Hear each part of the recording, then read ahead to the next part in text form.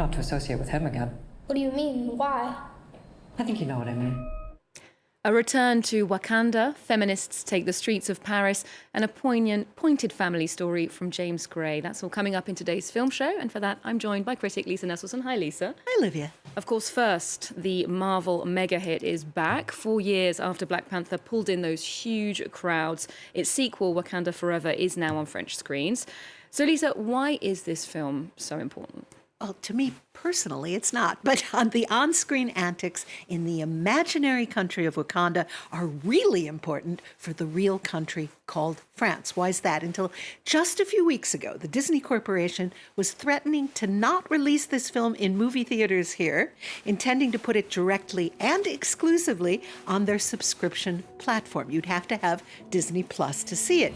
Now, Disney dislikes the rule here that any film that begins its career in a cinema must wait months before being made available on television or DVD. So they rattled their very big saber and only backed down at the last minute. And that is a temporary reprieve for much-needed theater revenues and a big screen option for filmgoers. Yeah, it does indeed make it accessible for everyone. Well, for a little context, Emerald Maxwell takes a look back at the enormous reach of that franchise. Black Panther was always going to be a hard act to follow. The first superhero film to feature a predominantly black cast was a huge worldwide success when it came out in 2018. But its sequel, Wakanda Forever, has a few tricks up its sleeve. Lift me up. Not least, the return of Rihanna. The film's lead track is her first solo release in 6 years. Lift Me Up is a tribute to Chadwick Boseman, who played the title character in Black Panther but died of cancer in 2020. Wakanda Forever was rewritten, but its cast was initially nervous about continuing without him. It could have easily felt exploitative. It could have easily felt like they were like chickening out, but I thought they handled it perfectly. I am queen of the most powerful nation in the world! Wakanda Forever sees an elite group of female warriors fight to protect their nation following the king's death, in a world where gender equality is the norm. We're just showing the world that we should be in, right? Where these women do what they do and they're great at it and no one questions that they're in the positions that they're in. But the first film also made strides for Black and African talent. I think the Black Panther has definitely had a positive impact on Africa and its peoples around the world because it's really an homage to so much that is indigenous to the continent. It was seen by many as a milestone for racial diversity in Hollywood, but African film industries could do more to capitalize on its success. Black Panther was a turning point in Black history. So I think it can again be that way with Wakanda Forever, but these things are foundational blocks that other industries can build on. It doesn't have to be Marvel alone. Cinemas are pinning their hopes on Wakanda Forever to draw audiences back after a difficult couple of years. The first film earned more than $1.3 billion at the box office worldwide.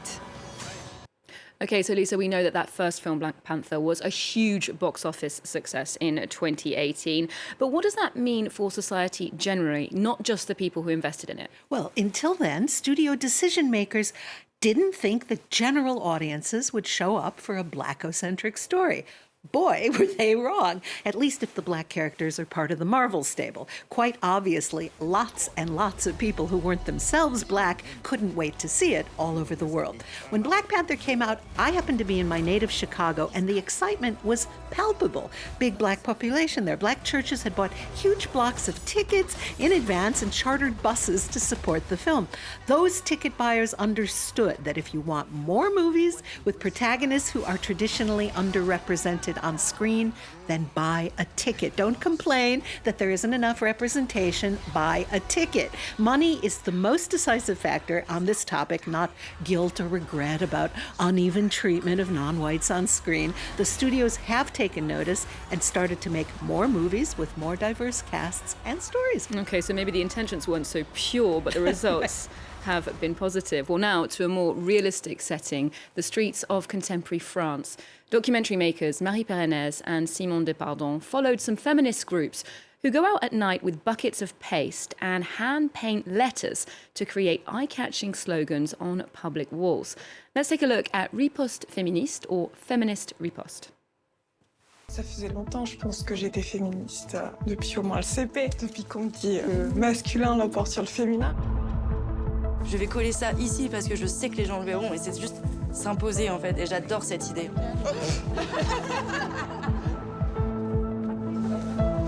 Sur un mur, j'ai vu « Je te crois », bah, ça m'a bouleversée parce que c'est ce qu'on oublie de dire aux victimes.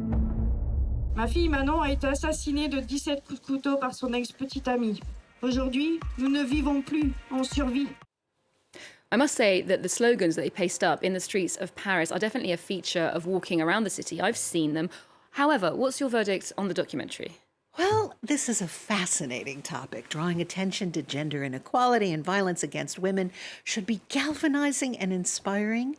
But the way the movement is depicted in this documentary is, alas, mostly tedious and irritating. For me, the film inadvertently makes an important mission often seem petty and self-centered. We're subjected to too much bland conversation among participants and borderline hollow pronouncements about societal oppression. Repeating that you're taking back the streets from cisgender white males is not the same thing as improving lives. Okay, so what you're saying is that you're all for raising of consciousness about this message, important message, in the public space, but the film itself is disappointing. That's right. Much of the filmmaking is counterproductive. Until the last few minutes, the camera rarely gives us enough time to pause and read the feminist slogans these determined militants are taking risks to post in public places. A segment I did find worthwhile, and we saw a snippet of it there, takes place not at night, but in broad daylight, and has little to do directly with the slogan pasters. It's a moving speech at a solemn public memorial march for a murdered woman delivered by the mother of that young woman who was stabbed to death 17 times by her boyfriend. And what the bereft mother has to say is more powerful than all the clandestinely pasted up slogans in the world. It's certainly something that's sadly very much in the news.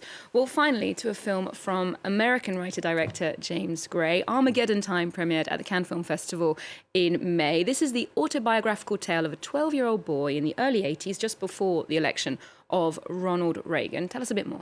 This is a wonderful film. It absolutely captures the atmosphere of a middle-class Jewish home 40 years ago, and it subtly makes a case for the ascension of Ronald Reagan as the start of the obscene redistribution of wealth and obliviousness to civic values that characterizes my country, America, today. Paul Graff is a dreamy kid whose mother, played by Anne Hathaway, semi-dotes on him, and whose father, played by Jeremy Strong, isn't sure how to connect with him. The most important figure in Paul's life, played by Anthony Hopkins, is the grandfather who immigrated from Europe and who encourages Paul's artistic ambitions while urging his grandson to strive to be a mensch, to do the right thing in the crunch. Paul goes to a local public school where his best friend is Johnny, a smart and resourceful black boy with society's deck already stacked against him. Their friendship is both goofy and educational, but when they get in trouble together, Paul finds himself transferred to a snooty private school. Now, this really happened to James Gray, and Donald Trump's father, real estate schemer Fred, really was on the board of the school. You can't make this stuff up. Family ties, peer pressure, artistic ambitions, racism. Gray skillfully incorporates big issues into a moving personal package. And just to tell you about France's attitude toward cinema in a nutshell, film's out this week. It is on 27 screens in Paris, and Black Panther is on 28. One more. So it's not the little art film that could. It's everything's available for everybody. I must say that I came out of that film with a large smile on my face. It really is very moving. Lisa, thank you so much for that roundup this week. We'll leave you with a clip from the film. This is Armageddon Time. Remember, you can get more movie news on our website and our social media feeds. And there's more news coming up on France 24 just after this. My mother, when we came over here, we didn't have much. Why'd she come here? Because they wanted to kill her, that's why. They were soldiers, and sometimes they go out looking for Jews. They hated us then, and they still hate us. So I got on a boat and we came over here to America, the land of dreams. You just wanted to be like you. I want you to be a whole lot better than me. Life is unfair. Be thankful when you get a leg up. You make the most of your break and do not look back.